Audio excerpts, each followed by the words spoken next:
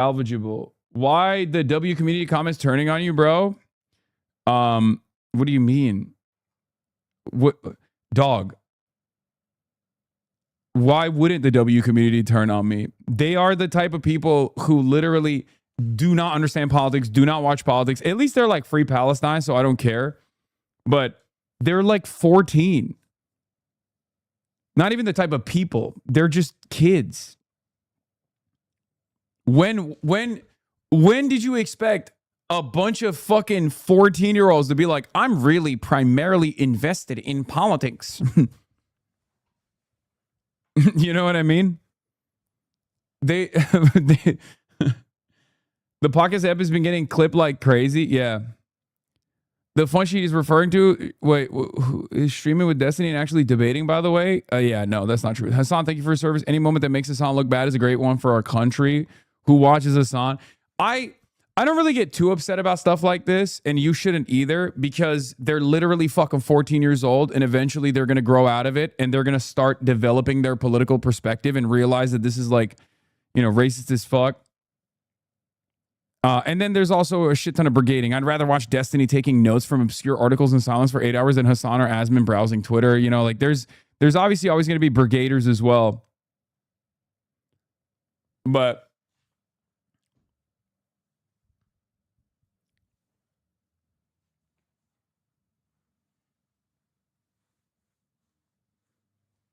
he would watch if you gamed. Isn't he 25? What do you mean? Who is 14 years old? He's 25. He's 25 years old. His audience is like 14, though. A lot of the W and L community is very young. And even the older, the older members of the W and L community are still like, you know, they're not very interested. They're not very interested at all in politics, let's just say. Great. Now Hasan will be in a bad mood all week. Yeah, I'm such a bad mood. So is the comment section of 14-year-olds brigading adults who are into 14-year-olds? Yes.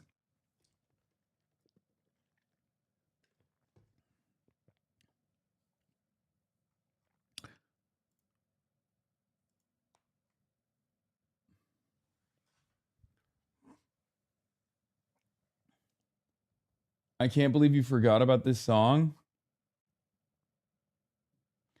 What the fuck is the WNL community? You mean young Gen Z? Yeah. Heads up, you haven't blasted off yet? Oh, true. Good call, good call, good call. Let's do it. Please explain who these people are and what do they do? I'm so confused. So that's that was Arky and Yugi. They're awesome. I love them. They're very funny. They're younger, new generation streamers. They come from like the WNL community. WNL community is like crude.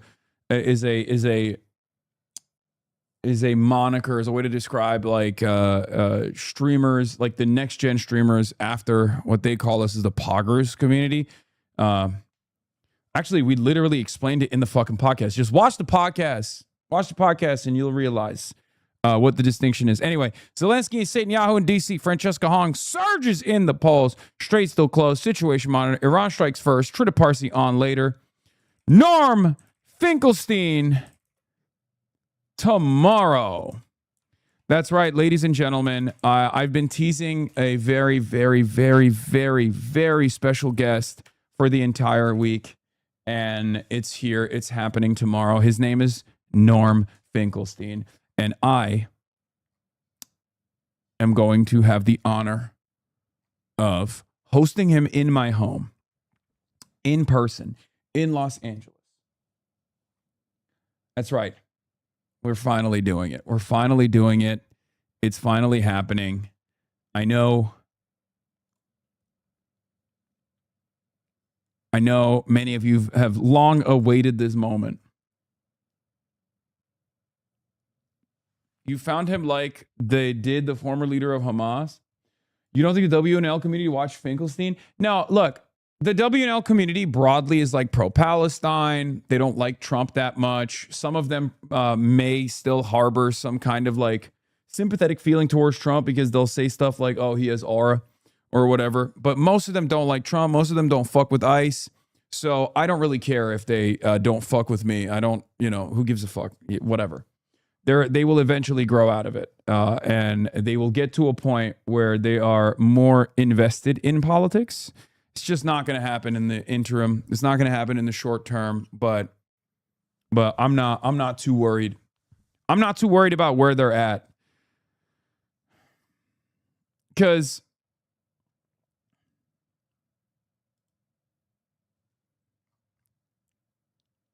did you see you're in a movie? Yeah, American Doctor. I know.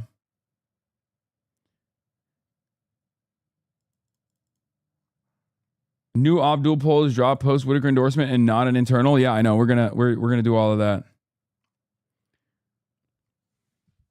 Many of the WNL community fandom can't vote yet because they're too young, and the ones who can vote, I don't think care to.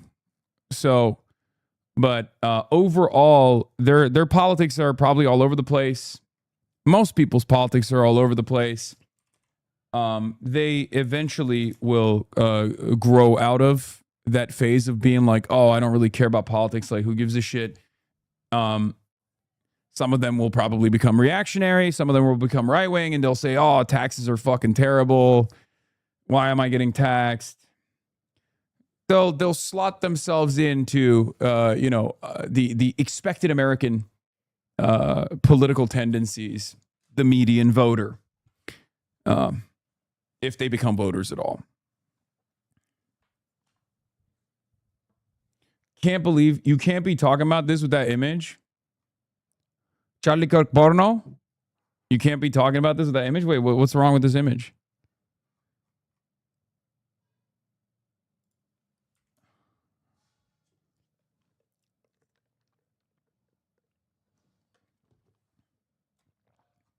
What? That's the newest conservative commentator who's trying to goon bait and Cooter Max, Coochie Max, Cooter Max, whatever it's called. This was peak himbo and coworker era. Greek hunter, also the most famous belt in the world. I'd like to use a lifeline. Can I call up Hasan? Hasan, come up here. Where you at? Let me see him. Get up here. Get the fuck up here, baby. Round of applause for Hasan, baby. What do you think the answer is? You don't fucking know? Everyone's gonna think you're stupid. Yep. The mythical Greek hunter and also the most famous belt in the world. What'd he say? Orion? I would go with that answer. Can I drop this? I'm gonna send it. Mike, drop that bitch. Oh! The mythical.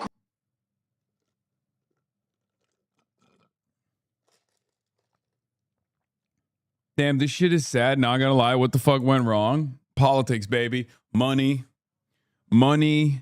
politics, more like politricks. Mass harassment campaigns that sought to isolate me from the rest of the community by consistently harassing people and punishing them for daring to collaborate with me in any capacity. Ludwig still to this day gets inundated with a barrage of attacks from some of the sweatiest fucking losers on the internet who literally claim that he's my dog. Like I dog walk him. Like he has no opinions of his own. Because like there is a endless appetite to brigade by right wing groups that can masquerade as like apolitical on the internet. That mask themselves, mask their politics, and there's a lot of success. We've talked about this before. There's been a tremendous amount of success in the apolitical commentary sphere of the idea that like I am peak woke, I'm wrong, I'm everything that's wrong with woke, and I'm just like a fucking huge villain, and anyone that doesn't immediately criticize me all day, every day in the same exact fucking ways that these like psychopaths obsess over are obviously in the pocket and are being blackmailed by me and shit like that.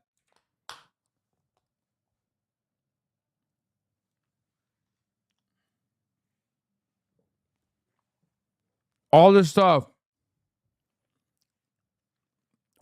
obviously accelerated post October 7. It got far worse after October 7.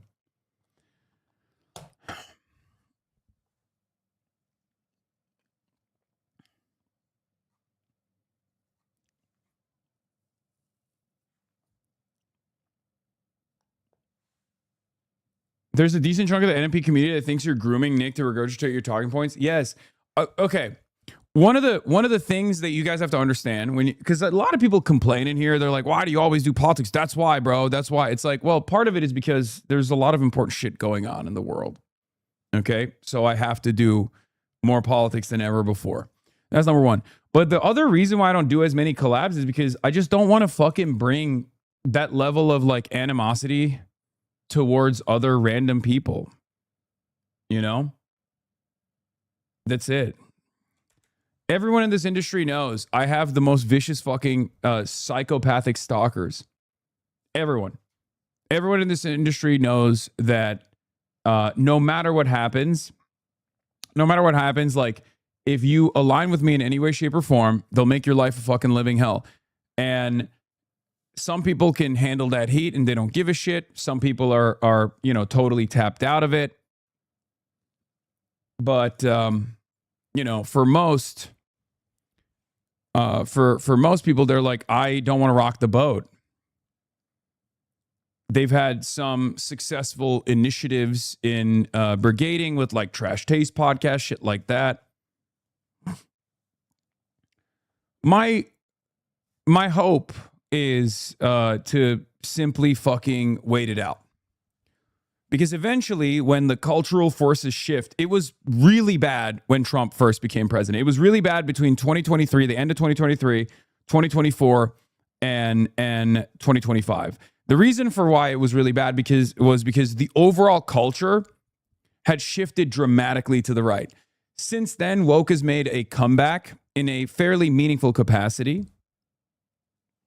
And that's part of the reason why, since woke has made somewhat of a comeback, people are a little bit more open-minded to the things that I'm advocating for, to the things that I push for. They're a little bit more curious about it.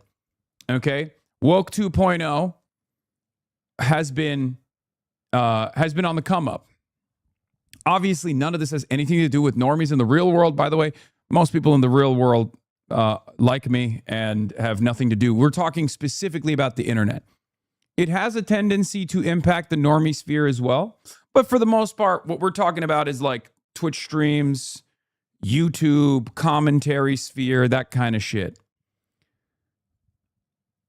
And one of the greatest examples of this is the treatment that I received, the treatment that a lot of people who are pro-Palestine received for the first 2 years, being inundated with an endless barrage of ridiculous smears, like calling me a terrorist and having no line of defense from my peers. None of them came out and were like, hey, this is really fucking racist. We should stop this. Like woke 1.0, that shit would not have slided.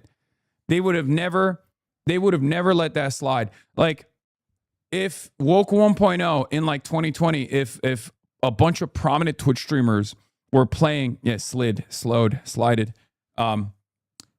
1.0, if a bunch of prominent Twitch streamers were fucking turning around playing a game called like Twitch Streamer or Terrorist, where they had like prominent Muslim, Arab, pro-Palestine Twitch streamers, and they were being compared to like Osama bin Laden, everybody else in the community would have been like, this is fucking unacceptable. What are you doing? Yeah, they'd get lit up on Twitter. Twitter is very different now. Twitter is very right-wing. That obviously has the capacity to change people's perception of like what is permissible, what is acceptable. It sucks, but that's how it works. But yeah, there is definitely an endless amount of extremely online losers who spend every waking moment on the internet, and they spend a good deal of time just trying to make people's life a living hell. And the only thing that they respond to, because they're not like very they don't have like a lot of Never watched my shit. sound political points of view. Like they don't have like a firmly established political point of view at all. And they just simply lean into like vibes in general. And because they do that, when the vibes are right wing, when they see a lot of like right wing brigaded comment sections, they think, oh, this is normal. This is what like the majority believes. This is what the cool kids believe. And that's how they establish their political political point of view, their political worldview. But those people are very malleable. Those people have not they have not committed to a political worldview. They're just going along with what they think the vibes are. It's actually that easy, which is part of the reason why, as I'm saying over and over again, like a lot of these people, many of you have found yourself in the alt-right pipeline back in the day for this exact same reason, right? You probably found yourself in the alt-right pipeline for this exact same reason. You probably watched like Joe Rogan, then you watched that Ben Shapiro video and you were like, oh, these guys are like owning the fucking libtards. It's awesome. And before you knew it, you were, more and more invested in the right-wing sphere. And it took a lot for something to snap you out of it. But that was like the Gamergate era. That never really went away. That agitative propaganda on the right still exists. The algorithm still very much favors reactionary right-wing commentary. It's not a secret, especially on platforms like YouTube, for example. And Twitter plays a big role in this as well. So, yeah. For many of you, I was the guy who snapped you out of it, right? Or eventually, I played a role in your awakening, in your development, in your political development.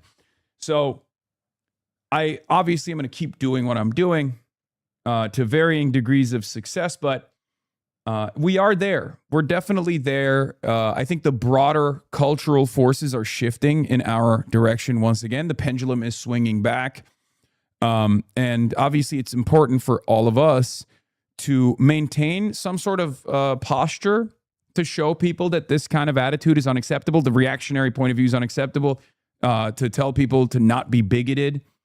Of course, not in a way where it's like cynical, hollow weaponization of like identity politics as it was in Woke 1.0, from a position of like moral superiority. That was one of the worst aspects of Woke 1.0. I was very critical of that at the time as well, even though, people didn't really listen to me.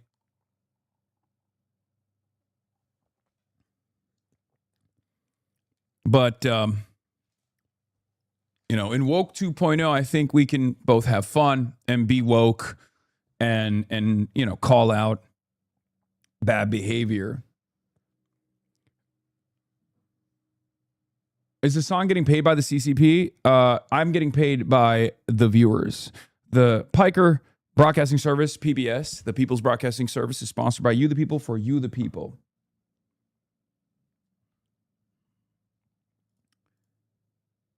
It was unironically Red Shambhala edits on TikTok that got me out of it. Hey, whatever works for you, man. But yeah, when you see like normies or people who are politically uninitiated develop some kind of like reactionary point of view, don't feel discouraged by that. Don't get upset by that. For the apolitical normies or for the apolitical people on the internet, they don't have a well-established, developed point of view. They don't have a political perspective. They don't have the political education. They don't have class consciousness. Many of them are children anyway. And children are at the mercy of the masses. If they see a brigaded comment section leaning in a reactionary perspective, they think, oh, this is cool. This is what people are into. Eventually, they will grow out of it. They will have an experience in their life, as many right-wingers do, where either they will find themselves at odds with the right-wing movement, or a loved one will be in the crosshairs of a right-wing policy. And that's when they realize, oh, I need to develop empathy for others. Some never do. Obviously, there's a level of intelligence required for this. There's a level of educational attainment required to get there for many. That's part of the reason why the biggest gap in this country politically is not even around how much money someone makes, but what their level of education is. I believe it's like 60 to 70% leaning in the Democratic Party's direction when you have a college degree or above. The highest likelihood that you will vote for the Democratic Party in this country as a demographic is if you have a degree higher than a Bachelor of Arts or Sciences. Like if you have a graduate degree or a master's degree, then it's like you're almost 100% likely to fucking, it's the highest likelihood that you will be a Democratic Party voter.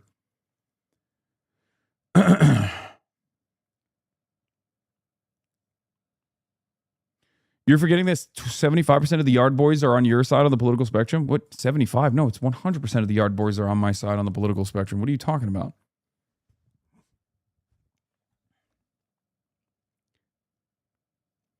Yes, when I found you in 2018, I was dating a QAnon believer, but I didn't have any idea what the fuck that was. I would ask him to tell me about it or send me links, but I wasn't willing to share anything and only brought it up rarely. Hasanabi, thanks to you, I learned what the fuck was going on and helped me gain enough awareness to change the trajectory, because the hell was I overlooking before? Shaking my head. Mobile chatter, by the way. Yeah. There's definitely a huge vibe shift taking place. There's definitely a huge vibe shift taking place right now. And of course, we've always been there. We've been steadfast in our advocacy here in this little corner of the internet. And I will continue doing that. So I will always be open-minded and charitable to those who have gone through their own journey and arrived at this destination. I will welcome them with open arms, and I will always be there to help educate them.